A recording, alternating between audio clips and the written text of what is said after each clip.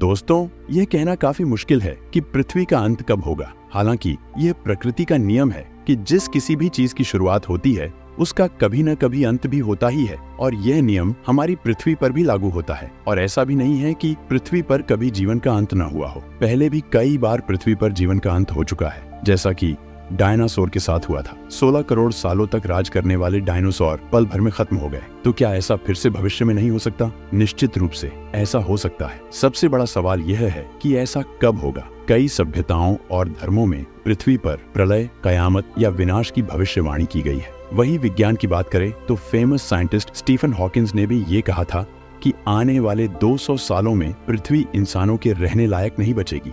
इनके अलावा भी भविष्यवाणियों में कई अलग अलग कारणों और परिस्थितियों का उल्लेख किया गया है जो पृथ्वी को अंत की ओर ले जा सकते हैं। तो आज के इस एपिसोड में मैं आपको बताऊंगा कि भविष्य में पृथ्वी का अंत किस किस तरह से हो सकता है। तो मेरा नाम है अनिरुद्ध और चलिए शुरू करते हैं आज का ये एपिसोड।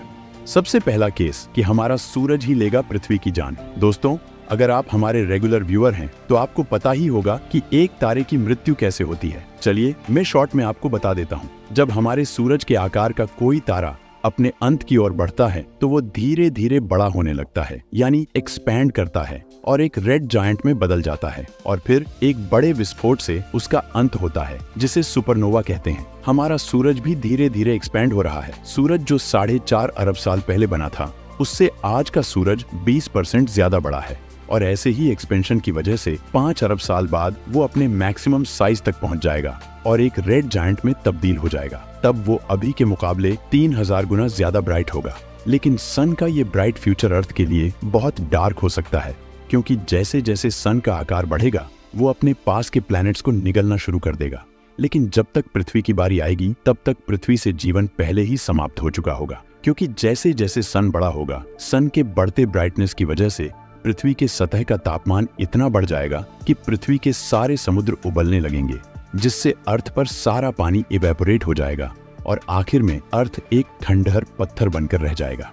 अब आप कल्पना कर सकते हैं कि अगर इस समय पृथ्वी पर आज ही की तरह इंसान रहते होंगे तो क्या हाल होगा उनका। खैर, ये तो अरबों साल बाद की बात है। हो सकता है उस समय तक इंसान किसी दूसरे ग्रहों पर अपनी बस्ती बसा ले, या फिर ये भी हो सकता है कि पृथ्वी का अंत इससे पहले ही हो जाए। जी हाँ दोस्तों, हमारा सूरज इकलौता ऐसा तारा नहीं है जो पृथ्वी के लिए खतरा है। एस्ट्रोनॉमर फिलिप बरस्की के एक रिसर्च अनुसार ग्लीस 710 नामक एक विशाल तारा, जिसका आकार लगभग हमारे सूरज के 60% जितना है, वर्तमान में पृथ्वी से करीब 65 लाइट ईयर्स दूर स्थित है। लेकिन ये तारा 52,000 किलोमीटर प्रति घंटे की स्पीड से हमारे सोलर सिस्टम की तरफ बढ़ रहा है, जिससे आने वाले 13 लाख साल बाद ये तारा हमारे सूर्य के नजदीक से पास होगा। हालांकि यह तारा सीधे पृथ्वी से नहीं टकराएगा, लेकिन हमारे सोलर सिस्टम में इसकी मौजूदगी हमारे लिए एक बड़ा खतरा होगी, क्योंकि ये तारा अपने गुरुत्वाकर्षण की वजह से करोड़ों एस्ट्रॉइड्स और कॉमेट्स को अपने साथ लाएगा,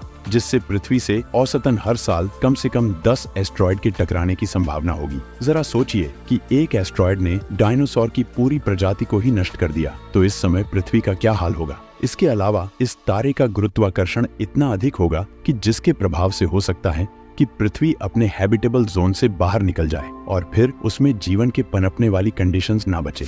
लेकिन ये सब भी लाखों साल बाद की बात है। पर तब तक हमारे मानव प्रजाति का क्या हाल होगा? अगले हजारों सालों में हमें और कौन कौन सी कठिनाइयों का सामना करना पड़ सकता है। एक ऐसी घटना भी है जो कभी भी घट सकती है और पूरी पृथ्वी का सफाया कर सकती है, वो है एस्टेरॉयड इम्पैक्ट। वैसे तो पृथ्वी के जन्म से ही इस पर एस्ट्रॉयड का हमला होता आ रहा है, लेकिन हमें शुक्रिया करना चाहिए हमारे एटमॉस्फेयर का, जिसने सदियों से इन एस्ट्रॉइड्स के हमलों से हमें और हमारी धरती को सुरक्षित रखा है। ये एस्ट्रॉइड हमारी धरती की ओर आते तो हैं, लेकिन वायुमंडल में प्रवेश करते ही नष्ट हो जाते हैं। हमें जरा भी एहसास नहीं होता कि हमारा वायुमंडल हर रोज ना जाने कितने छोटे बड़े एस्ट्रॉइड्स के हमलों से हमें बचाता है। लेकिन दोस्तों, क्या आपने कभी सोचा है कि अगर किसी दिन कोई बड़ा एस्ट्रॉइड वायुमंडल को चीरते हुए धरती की सतह पर आ गिरे तो क्या होगा? कितनी भयंकर तबाही मच सकती है, कितना डरावना होगा वह नजारा। अब जरा कल्पना कीजिए कि एक 100 मीटर लंबा एस्ट्रॉइड 30,000 किलोमीटर प्रति घंटे की रफ्तार से धरती की ओर आ रहा है। वायुमंडल को पार करने के बाद यह केवल 3 सेकंड में धरती की सतह से टकरा जाता है। जिस जगह यह टकराता है उसके 3 किलोमीटर के दायरे में सब कुछ भाप में तब्दील हो जाता है। वैसे डायनासोर्स के समय 15 किलोमीटर बड़ा एस्टेरॉयड धरती पर गिरा था और उससे 800 किलोमीटर रेंज में सब कुछ भाप में बदल गया था। एस्टेरॉयड के टकराने से पूरी पृथ्वी कांप उठेगी, जगह जगह हजारों किलोमीटर ऊंची सुनामी की लहरें उठेगी और उन सभी देशों को जलमग्न कर देगी जो समुद्र के किनारों पर स्थित है। टकराव की वजह से पृथ्वी के टेक्टोनिक प्लेटों में भी हलचल होना शुरू हो जाएगी, जिससे पूरी पृथ्वी को भूकंप का कहर झेलना पड़ेगा। और ये सब यही नहीं रुकेगा, भूकंप की वजह से कई ज्वालामुखी भी भड़क उठेंगे, जिससे पृथ्वी की सतह पर पानी की जगह लावा बहने लगेगा।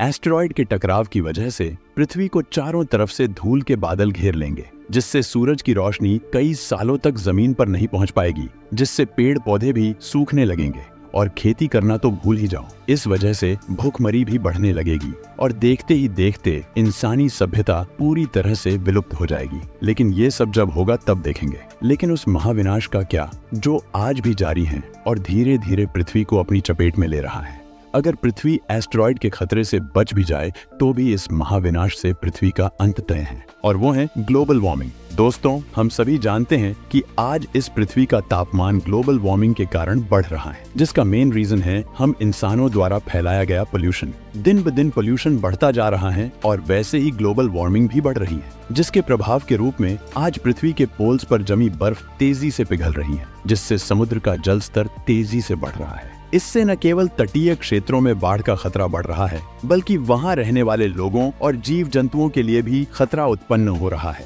इस कारण दुनिया में हर साल हजारों लोगों की मौत होती है। इसके अलावा ग्लोबल वार्मिंग के कारण मौसम के पैटर्न में भी बदलाव आ रहा है। कहीं पर बहुत ज्यादा गर्मी है तो कहीं पर बहुत ज्यादा ठंड, कहीं सूखा तो कहीं जरूरत से ज्यादा बारिश। इन सब के कारण कृषि पर भी नकारात्मक प्रभाव पड़ रहा है। फसलें नष्ट हो रही हैं, जिससे भूखमरी का संकट उत्पन्न हो रहा है। औसतन हर रोज 25,000 लोग भूखमरी और उससे संबंधित कारणों से मारे जाते हैं। अगर ये सब ऐसा ही चलता रहा तो और भी बड़े स्तर पर विनाश होने लगेगा। बड़ी बड़ी सुनामी की लहरें उठेगी जो पूरे के पूरे देश को डूबा देगी। तापमान इतना बढ़ जाएगा कि लोग घर से बाहर भी ना निकल पाए। स्किन कैंसर एक बड़ी और सीरियस समस्या बन जाएगी। लाखों लोग रोज भूख के कारण मरने लगेंगे और एक समय ऐसा भी आएगा जब पृथ्वी पर कोई भी जीव नहीं बचेगा। तो इससे बचने के लिए हम क्या कर सकते हैं? सबसे पहले हमें अपने पेट्रोल और डीजल के यूज को कम करना होगा। इसके लिए हमें ऊर्जा के नए स्रोतों का उपयोग बढ़ाना होगा, जैसे कि सौर ऊर्जा और पवन ऊर्जा। इसके अलावा हमें वृक्षारोपण को बढ़ावा देना होगा। पेड़ कार्बन डाइऑक्साइड को एब्जॉर्ब करते हैं और ऑक्सीजन छोड़ते हैं, जिससे वायुमंडल का संतुलन बना रहता है। इसके साथ ही हमें विज्ञान और अंतरिक्ष में अपनी रिसर्च को तेज करना होगा, ताकि हम जल्द से जल्द किसी दूसरे ग्रह पर जाकर बस सके। दोस्तों, भविष्य में कब क्या हो जाए यह कोई नहीं जानता। पृथ्वी का अंत होगा या नहीं, यह तो आने वाला वक्त ही बताएगा। लेकिन तब तक के लिए आप जिंदगी के मजे लेते रहिए और चैन की नींद सोते रहिए। साथ ही ऐसे एजुकेशनल वीडियोस देखते रहिए। और अगर यह वीडियो अच्छा लगा हो तो इस वीडियो को भी लाइक और चैनल को सब्सक्राइब जरूर करें। हमारी और वीडियोस देखने के लिए आपके सामने आई वीडियोस पर क्लिक कर दीजिए। मिलते हैं किसी और वीडियो में, तब तक के लिए धन्यवाद।